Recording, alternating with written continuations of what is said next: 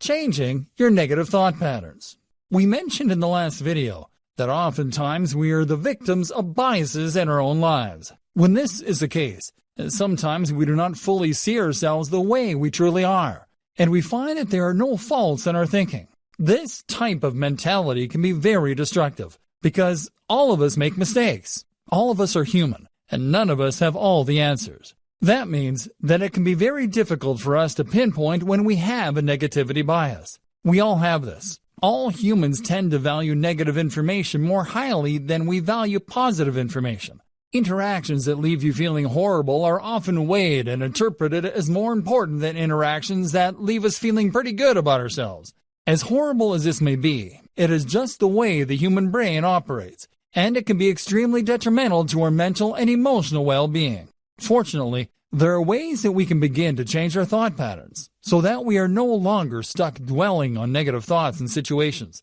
And sometimes this can require a significant amount of counseling or therapy. But what is the most important here is that you do what you truly have to do in order to move on from your negative thought patterns so that you can succeed in this life. The first thing that you have to do to change your negative thought pattern is to accept that you have one. If you are not able to identify the fact that you have a negative thought pattern, then you will never be able to address it.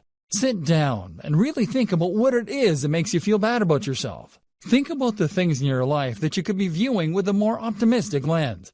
A lot of the most successful people in this world have sworn by positive affirmations and mantras, simply because negativity can be so overwhelming, and we can become easily discouraged when we are faced with a lot of negative information. This can be especially difficult for us when that negative information relates to us and what we identify as our successes or failures. We take these kinds of things personally, whether or not we know objectively that we shouldn't. And it's hard, too.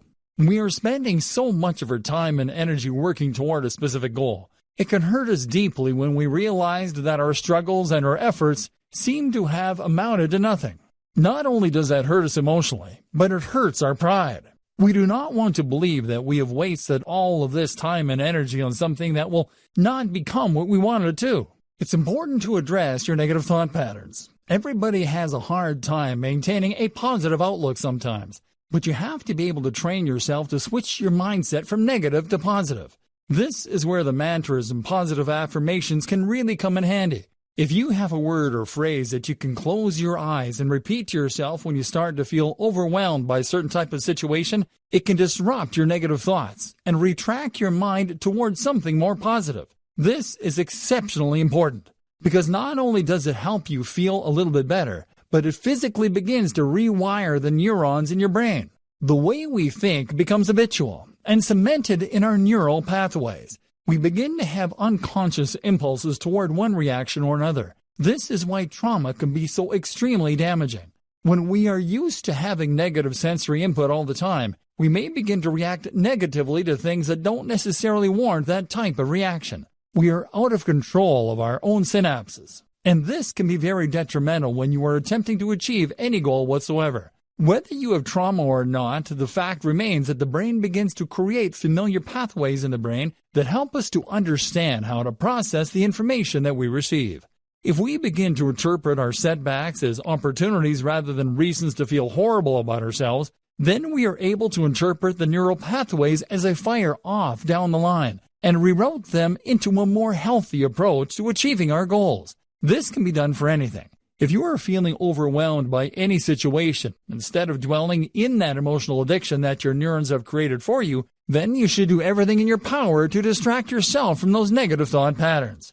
Close your eyes and take a few breaths, and then think about one of your mantras.